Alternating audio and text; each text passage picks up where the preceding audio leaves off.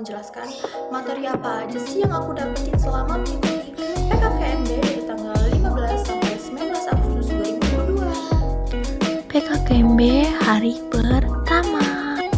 Dengan materi pertama yaitu peran kepolisian terhadap kejahatan digital. Beberapa contoh kasus pelanggaran hukum di dunia maya. 1. Penipuan secara online. 2. Pencemaran nama baik. Dan 3. Penipuan kartu kredit. Tips and trik agar terhindar dari jeratan hukum UU ITE yaitu 1. Pengguna internet harus lebih teliti sebelum men-share berita. 2. Mengecek kembali jika ingin bertransaksi di internet. 3. Tulisan yang dibuat harus dengan fakta dan data yang ada. 4. Dalam menulis, jangan hanya mengkritis tapi memberi solusi dari permasalahan tersebut. 5. Jangan ragu untuk meminta maaf. 6. Segera melapor ke pihak berwajib jika pernah menjadi korban kejahatan di media sosial.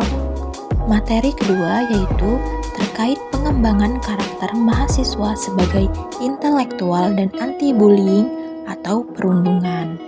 Tujuan dari pembangunan karakter adalah menjadikan mahasiswa itu mean of analysis karena mahasiswa adalah agen pembangunan untuk Indonesia. Selanjutnya, materi ketiga yaitu terkait pengembangan karakter mahasiswa dalam perspektif agama. Adapun materi yang dibahas 1. Bangga menjadi Muslim Indonesia. 2. Membahas tentang kekhalifahan, pejuang Muslim, dan nasionalisme. 3. Karakter Islam di Timur Tengah. Adapun kiat-kiat menjaga toleransi umat beragama. 1. Tetap menghormati agama lain. 2. Tidak mengolok-olok agama lain. 3. Merusak tempat ibadah dan membuat kegaduhan. Selanjutnya adalah PKKMB hari kedua. Materi pertama yaitu Merdeka Belajar Kampus Merdeka. Tujuannya mendorong proses pembelajaran semakin otonom dan fleksibel, serta menciptakan kultur belajar yang inovatif, tidak mengekang dan sesuai dengan kebutuhan mahasiswa. Contoh kegiatan Merdeka Belajar Kampus Merdeka. 1. Pertukaran pelajar. 2. Magang atau praktik kerja. 3. Asisten mengajar di satuan pendidikan. 4. Peneliti dan riset. 5. Proyek kemanusiaan. Materi kedua yaitu terkait kesadaran lingkungan hidup, manajemen risiko, dan kampus sehat. Permasalahan lingkungan hidup di Indonesia dan dunia dibagi menjadi 3 kelompok, yaitu 1. Lingkungan alam, 2. Lingkungan sosial, 3. Lingkungan buatan. Kampus sehat dan health promoting university yaitu gerakan untuk hidup sehat pada tatanan perguruan tinggi, dan gerakan ini menjadi cikal bakal kampus siaga COVID-19. Upaya kampus sehat Unila. 1. Zero toleransi areas. 2. Parkir terpadu dan pembatasan penggunaan kendaraan bermotor. 3. Pengelolaan sampah atau TPST. 4. Pengelolaan sumber air atau aquanila. 5. Arboretum dan anggrek tempat penanaman lingkungan. Selanjutnya, materi ketiga terkait etika dan norma kehidupan kampus. Tujuan mahasiswa itu bukan hanya mengejar IPK, tapi mampu memimpin dengan baik. 10 karakter yang harus dimiliki mahasiswa ideal. 1. Rajin belajar. 2. Memiliki orientasi yang jelas. 3. Bermanfaat bagi orang lain. 4. Bisa menyesuaikan diri. 5. Peduli terhadap lingkungan. 6. Kreatif. 7. Inovatif. 8. Disiplin. 9. Memiliki cita-cita yang tinggi. 10. Rendah hati.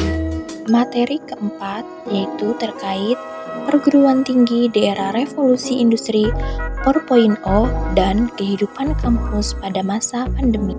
Era revolusi industri 4.0 ini menjadi tantangan bagi kita agar kita harus punya inovasi yang tinggi dalam menghadapi era ketidakpastian seperti ini. Bukan hanya kita mahasiswa Indonesia, melainkan mahasiswa luar negeri pun sama. Tetapi mereka sudah mendapat teknologi yang tinggi dan berkembang, sehingga mereka sudah dapat berpikir bagaimana menghadapinya. PKKMB hari ketiga. Materi pertama yaitu terkait pembelajaran di perguruan tinggi di era 4.0 dan plagiarisme. 1. Memasuki pembelajaran hybrid learning, yaitu pembelajaran yang mengadopsi tentang teknologi digital, yaitu yang bisa tatap muka ataupun daring. 2. Selalu mengikuti cara belajar dosen. 3. Harus mengalokasikan waktu untuk mengikuti organisasi kemahasiswaan selain belajar. Materi kedua yaitu sistem perkuliahan dan pembimbing akademik. Peraturan akademik diatur tentang D3, S1, dosen kurikulum, mahasiswa, putus studi, dan lain-lain. 1. Harus membaca dan mempelajari peraturan akademik secara tuntas.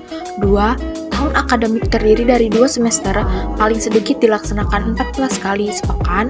3. Menempuh SKS. 4. Beban dan masa studi. 5. Mendapat layanan pembimbing akademik dan konseling per orang. 6. Sistem belajar MBKM di semester 5 bisa magang dan lain-lain. 7. IPK kecil bisa di DO, nyontek, joki, pemalsuan KRS, dan kecurangan lainnya bisa disanksi. Materi ketiga yaitu penyelenggaraan sarana dan prasarana umum dan keuangan. Ada food court, ada lab multimedia, dan ada co-workspace. Materi keempat, hak dan kewajiban mahasiswa terdapat di pasal 25 tahun 2020. Mendapatkan pelayanan belajar. Selanjutnya adalah PKKMB hari keempat. Di tanggal 19 Agustus 2022 adalah PKKMB tingkat fakultas, jurusan atau prodi, yaitu pengenalan seluruh UKM yang ada di Fakultas Ilmu Sosial dan Ilmu Politik. Itulah materi yang aku dapatkan selama mengikuti PKKMB dari tanggal 15 sampai tanggal 19 Agustus 2022.